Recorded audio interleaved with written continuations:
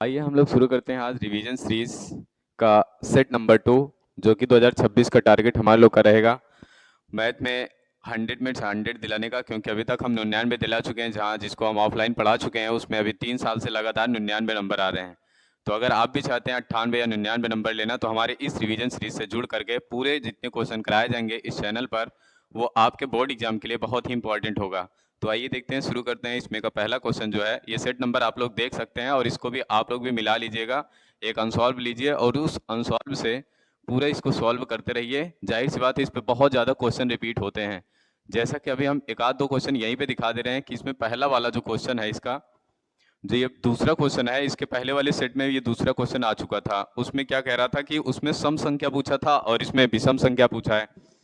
तो आगे देखते हैं इसमें का पहला क्वेश्चन क्या कह रहा है कि कॉसेक ए माइनस का कॉट ए और प्लस का, फिर दूसरे कोष्टक में है 1 प्लस का कॉस ए। इसको सॉल्व करके वैसे डायरेक्ट टिक लगाएंगे तो मतलब हमारा गलत होने के चांसेस है, लेकिन हम लोग इसको सॉल्व करके जितने क्वेश्चन इसमें होंगे सबको सॉल्व करेंगे और सॉल्व करके तब लगाएंगे। तो ये त्रिकोणमिति का क्वेश्चन है, तो इसमें ये लिख सकते हैं कि जो 1 कॉसेक लिखा है इसको लिख सकते हैं 1 का साइन, कॉसेक को लिख सकते हैं 1 साइन माइनस का, और कॉट को लिख सकते हैं क्या, कॉट को लिखेंगे यहाँ पे कॉस अपान का साइन, कॉट को लिख सकते हैं कॉस अपान का साइन ए।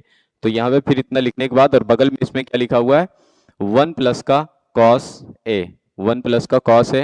और फिर उसके बाद इसमें देखेंगे तो नीचे इन दोनों का एलसीएम अगर लेंगे तो कक्षा 7 या 8 में भी बताया गया है कि अगर नीचे का एलसीएम सेम रहता है तो इसको एक लिखने के बाद ऊपर वाला अगर प्लस रहेगा तो प्लस करेंगे, अगर माइनस रहेगा तो माइनस कर देते हैं। तो यहाँ पे देखते हैं, तो ये लिख लेंगे साइन है और उसके बाद यहाँ पे ऊपर वाला 1 माइनस का कॉस और उसके बाद ए लिख लेंगे। और फिर उसके बाद यहाँ पे लिखा है 1 प्लस का कॉस ए, और यहाँ से एक सूत्र बनता है कि एक कोष्टक में अगर प्लस लिखा रहे और एक कोष्टक में माइनस लिखा रहे तो ये सूत्र बन जाता है ए स्क्वायर माइनस बी स्क्वायर का। ए स्क्वायर माइनस बी स्क्वायर बराबर होता है एक कोष्टक में ए प्लस बी, दूसरे कोष्टक में ए माइनस बी। तो यहाँ पे देखते हैं उसी तरीके से फिर ये 1 का स्क्वायर कर देंगे माइनस, और यहाँ पे कर देंगे कॉस स्क्वायर ए, और नीचे क्या लिख लेंगे साइन ए।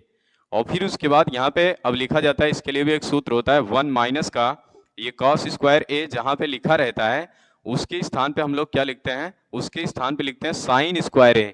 जहाँ पे लिखा रहे 1 माइनस कॉस स्क्वायर ए उसके स्थान पे लिखेंगे साइन स्क्वायर ए। अगर लिखा रहे 1 माइनस साइन स्क्वायर ए तो उसके स्थान पे क्या लिख सकते हैं कॉस स्क्वायर ए। तो यहाँ पे लिखेंगे तो इसके स्थान पे लिख सकते हैं साइन स्क्वायर ए और बटे में हो जाएगा साइन ए। और अगर साइन से साइन कट गया तो यहाँ पे बचेगा क्या साइन ए, जो कि इसका आंसर हो जाएगा। तो ऑप्शन नंबर कौन सा सही है इसमें, ऑप्शन नंबर इसका डी सही है, जिसमें कह रहा है इसका आंसर आ जाएगा साइन ए। अब देखते हैं दूसरा क्वेश्चन। तो दूसरे क्वेश्चन में क्या कह रहा है कि इसको देख लेंगे, आप लोग एक बार स्क्रीनशॉट भी ले सकते हैं इस क्वेश्चन को। दूसरे क्वेश्चन में कह रहा है कि एक पासे को फेंका जाता है, एक पासे को फेंका जाता है ये भी कह देगा, या एक पासे को उछाला जाता है ये भी कह देगा। ये कह रहा है कि एक पासे को फेंका जाता है, किसी पासे को एक बार फेंका जाता है तो उस पर विषम संख्या आने की प्रायिकता बताइए।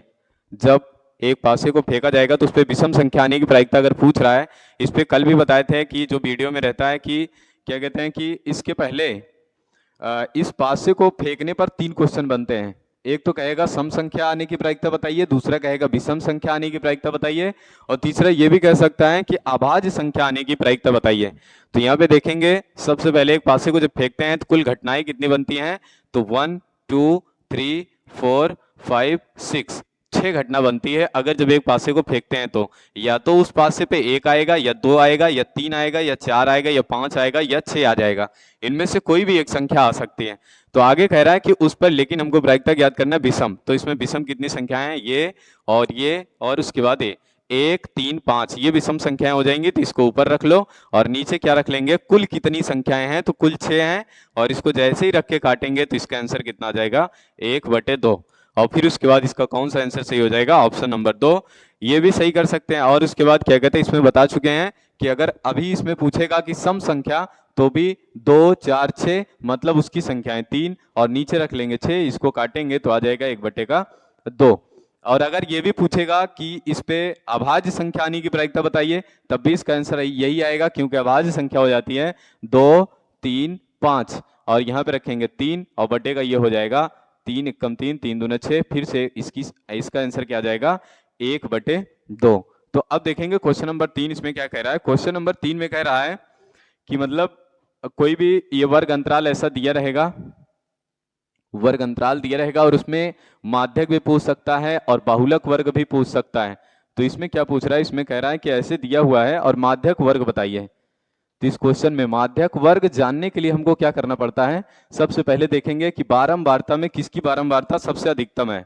बारंबारता में किसकी बारंबारता सबसे अधिकतम है, इसमें पूछा है कि माध्यक वर्ग बताइए। तो सबसे अधिकतम बारंबारता किसकी है, 5 की। तो इसी के सामने जो लिखा रहेगा वही हो जाएगा इसका माध्यक वर्ग। इसमें कोई भी सॉल्व नहीं करना है, इसमें सॉल्व कर ही नहीं सकते। तो यहाँ पे क्या हो जाएगा, 10 से 15 कहाँ पे लिखा है, 10 से 15, 10 से 15 ये है, 10 से 15 ऑप्शन नंबर सी में सही है। तो ये हो जाएगा 10 से 15 इसका। और फिर उसके बाद चौथे क्वेश्चन में कह रहा है कि बहुलक वर्ग बताइए। तो इसमें भी यही देखेंगे सबसे अधिकतम बारंबारता किसकी है, बारंबारता में सबसे अधिकतम देखेंगे तो 12 की है। और 12 में यहाँ पे देखेंगे तो 7 से 14 लिखा है, तो इसका जो ऑप्शन होगा उसमें 7 से 14 लिखा रहेगा। तो ये 7 से 14 वाला ये ऑप्शन नंबर डी इसका सही है। तो फिर उसके बाद क्या कहते हैं, अब आगे क्वेश्चन क्या कह रहा है कि अगला क्वेश्चन हमको ये पूछ रहा है कि बताइए, क्वेश्चन नंबर 5 है, इसमें कह रहा है कि बताइए ए बी सी डी, यहां तक कुल संख्याएं लिखी हैं A B C D E और फिर उसके बाद ए। तो इसमें कह रहा है कि अगर इतनी संख्याएं लिखी हुई हैं तो इसकी प्रायिकता बताइए। प्रायिकता इसमें किसकी पूछ रहा है, तो इसमें देख सकते हैं कि प्रायिकता पूछ रहा है, ए की प्रायिकता पूछ रहा है। कह रहा है कि ए की प्रायिकता बताइए कि क्या होगी। कह रहा है कि एक बच्चे के पास से एक बच्चे के पास एक ऐसा पासा है जिसके फलकों पर निम्नलिखित अक्षर अंकित हैं। तो आगे ये अक्षर अंकित किया गया है और फिर उसके बाद उसमें कह रहा है कि यदि पासे को एक बार फेंका जाता है तो उस पर ए प्राप्त होने की प्रायिकता बताइए। अगर इस पे ए प्राप्त होने की प्रायिकता पूछ रहा है तो इसका मतलब क्या कह सकते हैं कि पहले तो कुल देखो कितनी संख्याएं हैं, 1 2 3 4 5 6, तो कुल संख्याएं 6 हैं। और फिर उसके बाद यहाँ पे कुल घटना हो जाएगी, उसको लिखेंगे नीचे 6। और जो प्रायिकता जिसके लिए, जिसकी प्रायिकता अगर किसी चीज की प्रायिकता निकालते हैं तो सबसे पहले नीचे कुल घटनाओं की संख्या लिखते हैं और जो पूछा है उसकी संख्या कितनी है। तो पूछा है ए, तो यहाँ पे 1 और 2, दुईठी ए है तो यहाँ पे ऊपर रख लेंगे, इसको काटेंगे तो 1/3 आ जाएगा। तो ये कौन सी संख्या हो जाएगी, इसका ऑप्शन नंबर बी सही होगा, 1/3। अब उसके बाद यहाँ पे देखेंगे क्वेश्चन नंबर 6। देखिए क्वेश्चन नंबर 6 में क्या कह रहा है, कह रहा है कि यदि कॉट थीटा बराबर 8/15 लिखा है, कॉट थीटा बराबर 8/15, तो कह रहा है कि साइन थीटा बराबर क्या आएगा। अगर ऐसे क्वेश्चन करने के लिए हम एक बार ये भी बता चुके हैं कि अगर ऐसा क्वेश्चन आता है तो उसके लिए ट्रिपलेट भी याद कर सकते हैं। यहाँ पे क्या दे रहा है, 8 15 17 ये ट्रिपलेट होता है, 8 15 17 ये इसका ट्रिपलेट होता है। और इसके नीचे तो होता है 7 24 25, 7 24 25 ये भी ट्रिपलेट होता है। और 5 12 13 ये भी ट्रिपलेट होता है। और 3 4 5 ये भी ट्रिपलेट होता है। तो अगर इतना याद कर लेते हैं तो इतने में ही घुमा के पूछता रहता है। तो इसका मतलब जितने इधर वाले लिखे हैं वो सब कर्ण होंगे, इसके इधर जितने लिखे हैं वो सब आधार होंगे, इसके आगे जो इतने सभी लिखे हैं ये सब लंब होंगे। तो यहाँ पे ये कह रहा है कि अब इसमें देखते हैं, तो इसमें कह रहा है कि क्या दिया है, सबसे पहले कॉट थीटा दिया है। तो कॉट थीटा में यहाँ पे कह रहा है कि कॉट थीटा बराबर क्या होता है, कॉट थीटा बराबर यहाँ पे दिया है 8/15 और ये हो जाता है आधार। वैसे तो यहाँ पे अगर नहीं आ रहा है तो ये इसको क्या कर लेंगे, इस सूत्र को लिख लेते हैं लाल बटे कक्का। और अगर इससे याद करते हैं तो यहाँ पे क्या आ जाता है, ये सबसे लास्ट वाला है, सबसे आखिरी वाला tan को बताता है, उससे पहले ये किसको बताएगा, कास को बताएगा, उससे पहले ये साइन को बताएगा। अगर इसी का उल्टा कर देंगे तो ये कॉट को बता देगा। तो कॉट थीटा बराबर यहाँ पे कह सकते हैं ये होता है लंब और फिर ये होता है आधार, यहाँ पे हो जाएगा ये आधार। और फिर उसके बाद यहाँ पे क्या हो जाएगा, ये लंब हो जाएगा। तो यहाँ पे हो जाएगा ये लंब, आधार होगा और ये लंब हो जाएगा। तो फिर उसके बाद यहाँ पे कह रहा है कि आधार बटे लंब, इसका मान कितना दे दिया है, आधार बटे लंब, ये आधार हो जाएगा और उसके बाद फिर इसको लंब कह देंगे। अब उसके बाद यहाँ पे हमको क्या करना पड़ेगा, एक त्रिभुज बनाना है। तो त्रिभुज बनाने के लिए हमको क्या करना पड़ेगा, ऐसे त्रिभुज बना सकते हैं, ए और इसको बी कह देंगे और इसको सी कह देंगे। तो जो थीटा होगा, चाहे जिसको मान लो, ये थीटा मान लिया, तो थीटा के सामने क्या होता है लंब, और लंब का मान 15 दे दिया है। और जो बचेगा वो क्या हो जाएगा, वो आधार हो जाएगा जिसका मान 8 दिया है। अब हमको कर्ण का मान चाहिए तो यहाँ पे लिख सकते हैं ये 17 आएगा। और इसको निकालने के लिए हमको क्या करना पड़ेगा, कर्ण का स्क्वायर और बराबर का ये हो जाएगा लंब, ये पाइथागोरस प्रमेय है, कर्ण का स्क्वायर बराबर लंब का स्क्वायर प्लस का यहाँ पे आ जाएगा आधार का स्क्वायर। ये इतना देखेंगे तो यहाँ पे कर्ण अकेले अगर बराबर निकालेंगे तो ये कितना आ जाएगा, अंडर रूट के अंदर लंब का स्क्वायर रखेंगे तो लंब का मान कितना दिया हुआ है, थीटा के सामने लंब होता है तो इसका मान 15 दिया है, 15 का स्क्वायर और इसका मान आधार का मान 8 दिया है तो यहाँ पे 8 का स्क्वायर कर देंगे। और जैसे ये इसका स्क्वायर करेंगे तो कर्ण बराबर यहाँ पे आ जाएगा, 15 का स्क्वायर होता है 225 और 8 का स्क्वायर होता है कितना 64 और इनको जोड़ेंगे तो ये आ जाएगा कितना 289। और जैसे ही ये आएगा कर्ण का मान 289 अंडर रूट में, तो इसको बाहर निकालेंगे तो 289 को लिख सकते हैं कर्ण बराबर यहाँ पे लिख सकते हैं अंडर रूट के अंदर 17 गुणे 17 और इसको बाहर निकालेंगे तो ये आ जाएगा 17। तो यहाँ पे हो गया इसका मान, कर्ण का मान आ गया 17। तो अब हमसे पूछा क्या है, साइन थीटा। साइन थीटा बराबर क्या होता है, लंब बटे कर्ण। तो लंब का मान कितना दिया हुआ था, लंब का मान दिया था 15, तो यहाँ पे लंब का मान 15 हो जाएगा। कर्ण का मान कितना दिया था 17, तो कर्ण का मान 17 हो जाएगा। ऑप्शन नंबर इसका सी सही हो जाएगा। अगर इस तरीके से सॉल्व करते हैं तब जाके क्वेश्चन गलत नहीं होगा। और अगर ये तो इसके लिए था कि टिक मार्का था, लेकिन ऐसे क्वेश्चन लघुत्तरी में भी आते रहते हैं और अगर इसको सॉल्व करना आएगा तो इसका मतलब उसके भी 2 नंबर, वो लघुत्तरी में 2 नंबर के लिए क्वेश्चन ये आता रहता है। अगर ये आएगा तो वहां भी सॉल्व कर पाएंगे आप लोग। अगला क्वेश्चन देखते हैं, क्वेश्चन नंबर 7। इसमें क्या कह रहा है, कॉसेक 60 का मान बताइए। कॉसेक 60 इसका मतलब ये होता है कि साइन 60 का मान अगर पता रहे तो उसका उल्टा कर दो तो वो कॉसेक 60 का मान होता है। तो साइन 60 का मान क्या होता है, हमको ये पता है साइन 60 का मान होता है, इसी के साथ साथ साइन भी याद हो जाएगा, √3/2 और इसी का उल्टा कर देंगे तो इसका मतलब 2/√3। तो ऑप्शन में कहीं है 2/√3, इसका मतलब पहला ऑप्शन सही है इसमें। तो फिर उसके बाद इसी के साथ साथ क्वेश्चन नंबर हम कौन सा देखेंगे, 8। क्वेश्चन नंबर 8 में क्या कह रहा है, तो क्वेश्चन नंबर 8 में कह रहा है कि इस सब क्वेश्चन में इतना ही सॉल्व कर सकते हैं, इससे ज्यादा नहीं कर सकते, इससे ज्यादा इसमें सॉल्व करने लायक कुछ है ही नहीं।